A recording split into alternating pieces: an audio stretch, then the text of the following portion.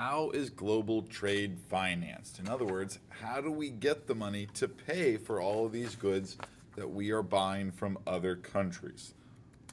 Well, quite simply, to buy goods from other countries, we need their money. In other words, if we want to buy, for example, Mexican goods from Mexican firms, companies in Mexico, they don't want American dollars. They're going to want Mexican money. They're going to want Mexican pesos. So for American companies or American consumers to buy from Mexican companies, they would need Mexican pesos. Now, that process of converting currency, for example, from taking it from US dollars to Mexican pesos, is called foreign exchange.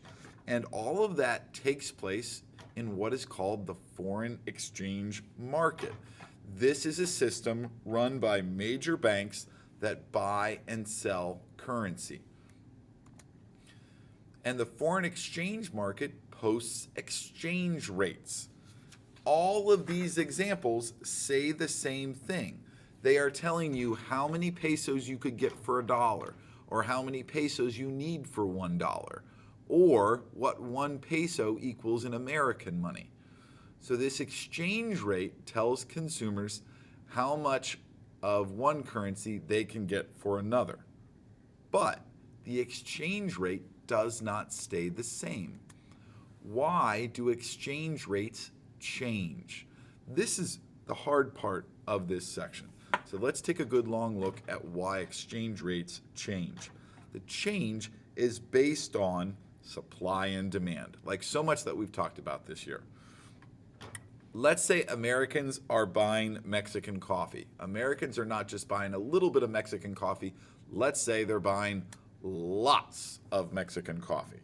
That means that we don't just need a few pesos, we're going to need a lot of pesos. Those are pesos down there. That's going to push the demand curve for pesos to the right. It's going to cause demand on pesos to increase. And as a result, when the demand on pesos increases, we're going to see that exchange rate change. The value of pesos is going to increase.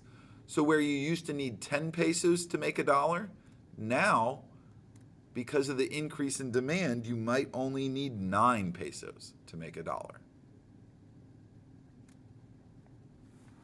Well, what could cause the exchange rate to go the other way? Again, it's based on supply and demand. Let's say people in Mexico are buying a lot of an American product. Let's say computer software, Microsoft Windows. They're not just buying a little bit, they're buying a whole lot of American computer software. That means that Mexican firms and Mexican consumers don't just need a few American dollars, they're going to need lots of American dollars. So demand on the US dollar is increasing. And that's why the demand curve for the dollar shifts to the right. That's going to cause the exchange rate to change the other way. Whereas a dollar used to be able to buy you 10 pesos, now, because the demand and the value of the dollar has increased, now $1 might buy you 11 pesos.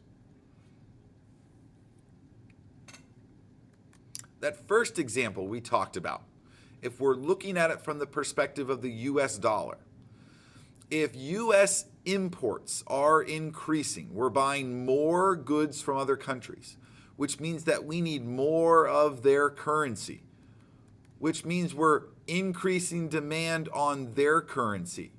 And as a result, the amount of their currency that we can get for $1 goes down.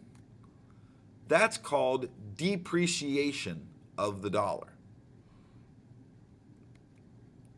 If we are exporting a lot, we are selling American goods to other countries in high numbers, and as a result, they need lots of American dollars, and demand for the dollar is increasing, and the amount of a currency that you could get for $1 is going up, we call that appreciation of the dollar.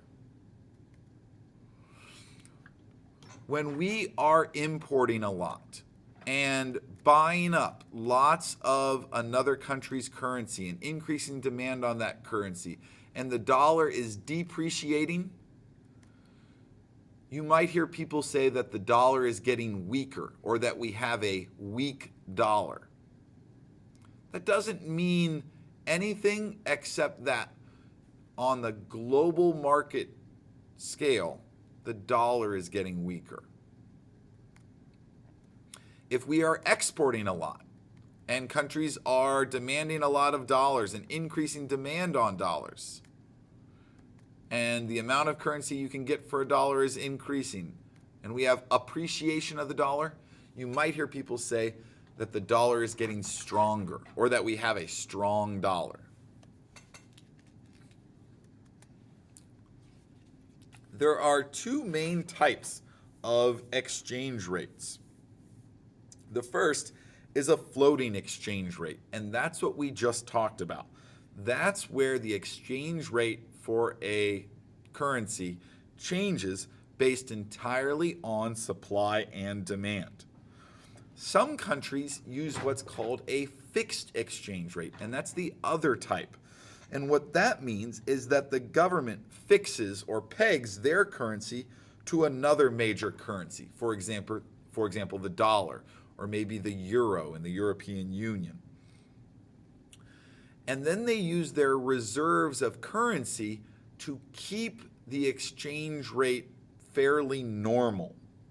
For example, Mexico might peg their peso to the US dollar and say that we're going to try to keep the US dollar, or we're going to try to keep the peso equal to about 10 cents.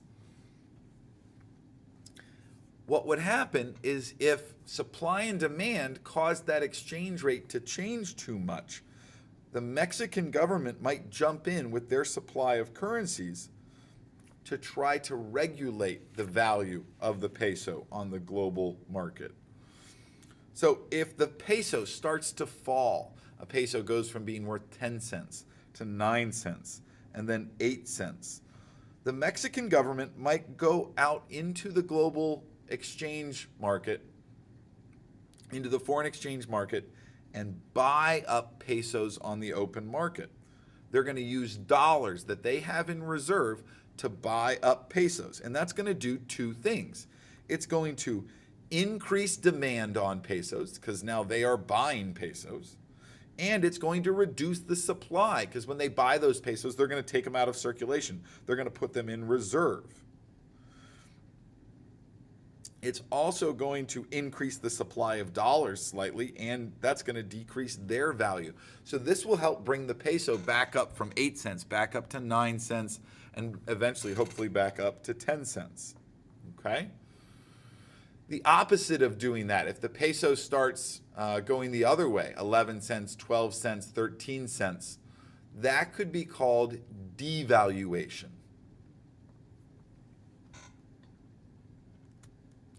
Before we get to the rest of chapter 15, section 5, I wanted to go back and review something very quickly. Okay? When we have a weak dollar, in other words, we're exporting a lot and using a lot of a foreign currency and increasing demand on that currency, and what you can get for a US dollar is decreasing, well then that's going to cause Americans to try to buy more domestically produced products, because by comparison, the foreign products are going to be more expensive. So a weak dollar is not good for American consumers, but it could be good for American producers. On the flip side, when we're exporting a lot and demand on the dollar is increasing, and what you can get for a dollar is increasing, well, that's good for American consumers because now we can buy foreign goods for relatively cheaper than we could before. A strong dollar is good for American consumers, but if it goes too far, it could be bad for American producers because we're going to start to look to foreign companies to get the things that we want. We talked about the different types of exchange rates. So, is all of this a good thing or a bad thing? We've already learned a little bit about trade deficit, trade surplus in our activity, but Read pages 313 to 315 and make sure you get a vocabulary definition in your notes for those 3 terms on the left.